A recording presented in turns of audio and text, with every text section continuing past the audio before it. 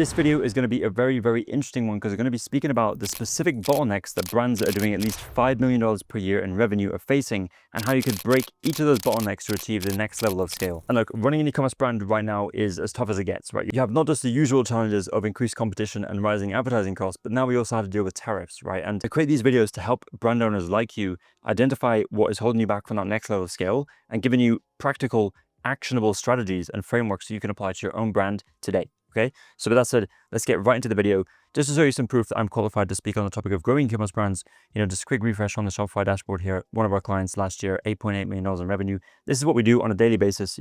I run a marketing company, Hayes.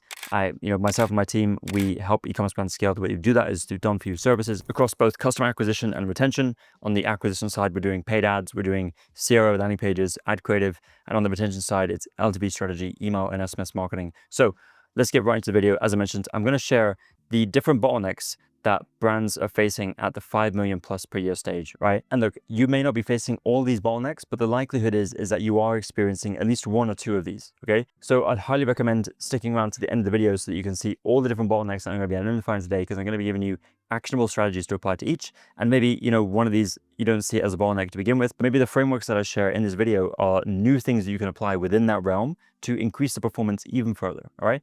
So let's just talk about the first thing. Usually, brands that are at this stage, one of the main acquisition sources of new customers is Meta ads or Google ads or both, some sort of paid ads acquisition source.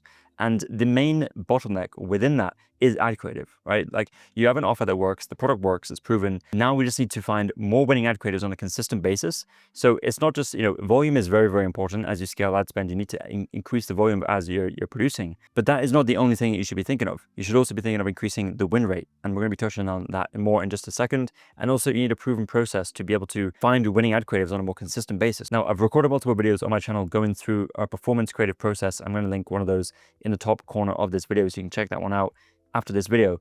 But basically, what you want to have is a performance creative process, a creative optimization cycle where you have a clear system that is going to allow you to spit out winning creatives that can scale and drive performance for you over time, and not have the inconsistency of not knowing when you're going to find winning ad creatives, right? Because if we have, just picture like having a flywheel, a system of ad creative with a team already set up to come up with new ideas, produce the creatives, test the creatives, analyze them, and constantly, every time you go through this optimization cycle, you're getting better and better at finding winning ad creatives, right? That is really the goal. And we have a whole process of research and, angles, frameworks, right? The frameworks are really the secret sauce. The research is also the secret sauce.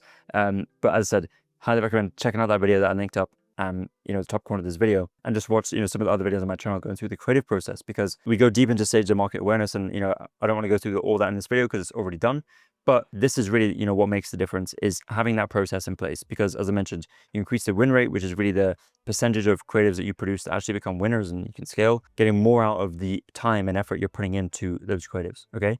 So this is the first thing. If you unlock that, you unlock more scale, right? You can increase your ad spend month over month more consistently, and that is, of course, going to translate into more scale. And, even with winning ads that perform better, you can reduce CAC. On that note of reducing CAC is your conversion rate and AOV balance. There's another bottleneck that I see brands at this stage face, is that they may have, the proven offer or the proven product, but their conversion rate to AOV balance is not high enough. Now, the reason why I say balance, because I never look at these metrics in standalone, right? I always look at them in unison. I always look at them together because they impact each other. Just think about, as a general rule, right? If your price increases, your conversion rate is likely to drop, right? And vice versa. By the way, if you're a new viewer here, my name is Jordan Hayes. I actually run a marketing agency where we help e-commerce brands scale their revenue profitably. Now, if you're running an e-commerce brand, you're doing over 100K per month in revenue, and you're facing challenges with scale, maybe your ads or your funnel is not working as well as it used to or should be, or even if it's just a lack of time and resource to put into scaling this part of the business, then that's exactly what we help with. So down below this video, there'll be a link to book a call with me. We'll have a conversation about your business, learn more about the challenges, your objectives, and see if there's a fit for us to work together. Worst case scenario, I can provide some insights as we're seeing with our other clients to help you at your current stage of your business. And as I mentioned, this is for brands who are doing at least 100K per month in revenue, and they need help with scaling and obviously want to scale profitably. And in the way in which we help brands scale is we provide services across both customer acquisition and customer retention, done-for-you services which are completely hands-off. We take care of everything for you, and that includes media buying, CRO, landing pages, ad creative, email marketing, SMS marketing, overall growth strategy, lifetime value optimization, all that stuff, okay? So with that said, let's get back to the video. So what we need to do here is we need to look at both these metrics and see how we can improve them either, improving one of or both of the metrics to unlock lower CAC. Because, this as a brand owner, you improve your conversion rate, your CAC drops, right? You're converting more visitors for the same cost that you're sending that traffic to. But it's not always about conversion rate. Sometimes it's also about AOV, right? So a quick rule that I like to follow for conversion rate and AOV balance is basically you take your conversion rate number, you just take away the percentage, and you have your AOV number, you multiply those together, and you want to be aiming to be above 250, okay? So an example of this, let's just say your conversion rate is 2% and your AOV is $100. You would do 2 times 100, that's 200. We're not quite at the 250, so there's work to be done there, right? And the 250 is more of a guideline, a benchmark to get to help you with this balance, right? Now, when it comes to actually the specifics to implement to increase conversion rate, landing pages, right? Landing pages are a huge part of our strategy here at Haze, and they work time and time again for clients, right? There's different landing pages you can use. Listicles are a great way to educate customers on your products, right? It's a great way to take a problem-aware or solution-aware audience and bring them more to a product-aware and most-aware stage that they're ready to buy. They're very, very easy to execute and implement as well because it's, pretty simple format, not a ton of copy that's needed. So the time, time to go to market is actually pretty low. Advertorials is a great one for less aware audiences. And by the way, when I talk about these audience stages of awareness, I'm referring to the 5 stages of market awareness, which is something that one of the advertising direct response greats, Eugene Schwartz, came up with. Basically, every single market has 5 different stages of awareness. And you're going to have your most aware people who are ready to buy. You're going to have your product aware that they know your product, they just need a little more convincing. Your solution aware, they're aware that there's solutions to their problems, but not yet aware of your product as a solution for them. You have the problem aware. These people are aware that they have a problem, but they don't understand that there's a solution out there for them. And of course, you have the unaware, which is the coldest, biggest, hardest to sell to audience that they don't even know that they have a problem, okay? So our goal as advertisers is how do we get to converting more of these audiences in these stages because they're bigger in size, but yes, they're harder to convert. So we have to do a little bit more work to convert those, which is where things like landing pages come in because it's about education, right? Advertorials are a great way to take those less aware audience stages, as I mentioned, and bring them through that journey. However, it's a lot more difficult to execute because you can see it's long form, it's more of an editorial piece, it's harder to get right. But if you do crack it and you do get it right, you're going to unlock a lot more scale. Quiz funnels are amazing to educate audiences, but also get a lot of buy-in and micro commitment and build up and stacking those commitments from your traffic to eventually convert, right? Especially if you can give them some sort of like personalized results, it always helps with that conversion rate, okay? They can actually learn about themselves as well as learning about your solution as a, potential option for them as well, okay? Inverted PDP is also, pretty low lift and an easy one to roll out. But the main thing, you just want to be focusing on that hero section, the headline and subheadline. Usually there's some sort of offer here as well. You just want to focus on getting that right. Think of it as like the hook to your ad creative, right? You want to make sure that the first 3 seconds or the, in this case, the above the fold section hooks people in, gives them a reason to scroll. And then basically, you can add, mini listicle on this page that this brand has done. You want to highlight some benefits, some social proof, some reviews, and then you want to feature the product, how it works, etc., right? So really, it's like what's called inverted PDP because you're taking the elements of what usually is on a PDP and you're kind of flipping them on its head, making it a little bit more long form, and you're not showing the product, and the price front and center. We want to basically do a little bit of education before we get to that stage, right? So that's landing pages. And another way, when we're talking about average order value specifically, is the offer structure, right? You can drastically increase your average order value just by restructuring the offer. Now, I'll link another video, the top corner of this this video right here, but basically a quantity break offer structure and how that can completely change both your average order value, but even your conversion rate as well, and get that balance into a much more healthier spot. The example of a quantity break offer is a buy 1, buy 2, buy 4. You've gone through, multiple of these, buy 1, buy 3, buy 6. We've got multiple videos going through this. I'd recommend checking that out as well, because you really go deep into the specific conversion rate optimization principles you should have in your quantity break offer, such as showing the per unit pricing, the strike through pricing, and how you should actually structure this on your PDP, and combining this with subscribe and save offers, which brings me on to my next point. So the next bottleneck I want to talk about is about diversifying customer acquisition sources. Now, a lot of brands are overly reliant on paid ads. If that's you, then you've heard this before. You don't need me to like harp on about this again. However, it is very, very important to find different sources of customer acquisition because it's going to bring down your blend. Like your blended CAC is going to come down when you do this, right? Podcast advertising is one that is pretty untapped right now. I'd recommend getting involved in this. I actually have a video with an interview of someone from a podcast advertising agency that some of our clients work with. Those guys are crushing it. You can check that out if you're interested in finding out more about podcast advertising. But this is just one way. Don't sleep on organic social. Yes, it's a long game. You're not going to see direct ROI. But it is that halo effect is happening on the CAC. Influencer marketing, but more the community-led influencer marketing, when we're going deep into these smaller communities within our customer audience segments, and not so much going after people with millions of followers and burning money, right? That's really the strategy there.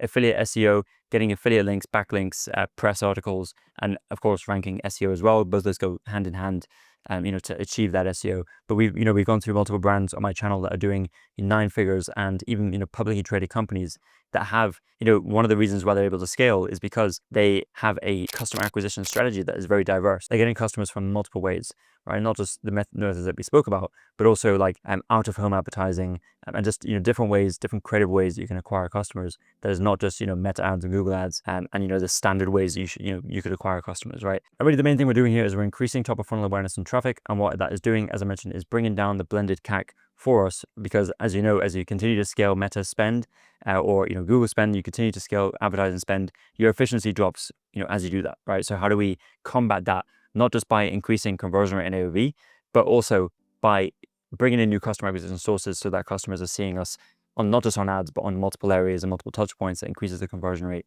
by nature. Okay. Next thing I want to talk about is increasing lifetime value. Now this is a huge one, because the brands that are going to win out the long run, are going to beat competitors, are the ones that are going to have a higher customer lifetime value. The reason why is because you and I both know the advertising cost on platforms like Meta and Google is increasing, right? And the landscape is becoming more competitive. We're facing issues with tariffs, right? We're being squeezed from all directions. We need to be able to increase the customer lifetime value so that we can be more aggressive on our new customer acquisition cost, right? I'm sure you've heard this before.